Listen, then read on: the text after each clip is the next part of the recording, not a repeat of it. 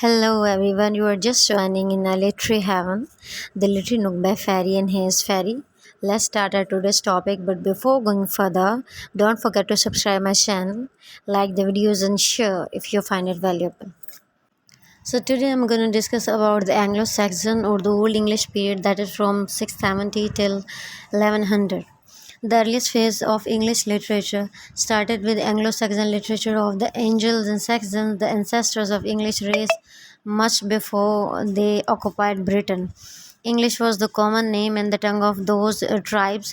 Before they occupied Britain, they lived along the coast of Sweden and Denmark, and the land which they occupied was called England. These tribes were fearless, adventurous, and brave, and during the later years of Roman occupation of Britain, they kept the British coast in terror.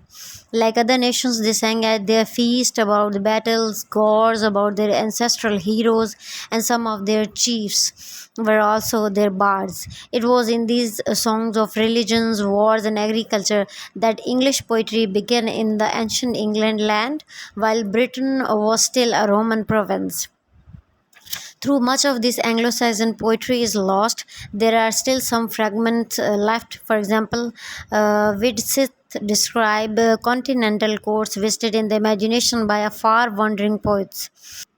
The most important poem of this period is Beowulf. It is a tale of adventures of Beowulf, the hero, who is a champion and a slayer of monsters. The incidents in it are as such as may be found in hundreds of other stories, but what makes it really interesting and different from later romances is that it is full of sorts of references and, as we can say, allusions to great events, to the fortunes of king and nations, and there is thus an historical background.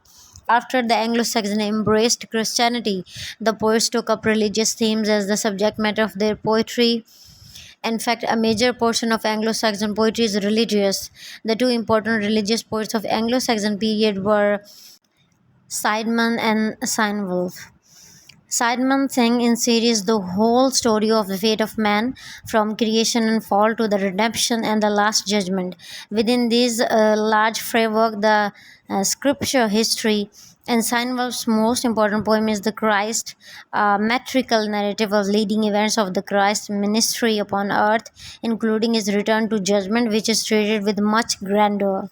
Anglo-Saxon poetry is markedly different from the poetry of the next period, Middle English or the Anglo-Norman period, for it deals with the traditions of the older world, expresses another temperament and the way of living. It breathes the influence of the wind and the storm. It is a poetry of the stern and the passionate people, concerned with the primal things of life, moody, melancholy, fierce, yet with great capacity for endurance and fidelity. The Anglo-Saxon period was also marked by the beginning of English prose, though the chronicles, which probably begin in King Alfred's time and through Alfred's translation from the Latin, common available prose was established, which had all sorts of possibilities in it. In fact, unlike poetry, there was no break in prose of Anglo-Saxon period and Middle English period, and even the later prose in England was continuation of English-Saxon prose. The tendency of the Anglo-Saxon prose is towards observance of the rules of ordinary speech. That's why, though one has to make a considerable effort in order to read verses of Anglo-Saxons, it is comparatively easy to understand their prose. The great success of Anglo-Saxon prose is in religious instructions. The two great pioneers of English prose were Alfred and the Great and the Glorious King of Essex, who translated a number of Latin chronicles in English, and Alfred, a priest who wrote sermons in a sort of poetic prose.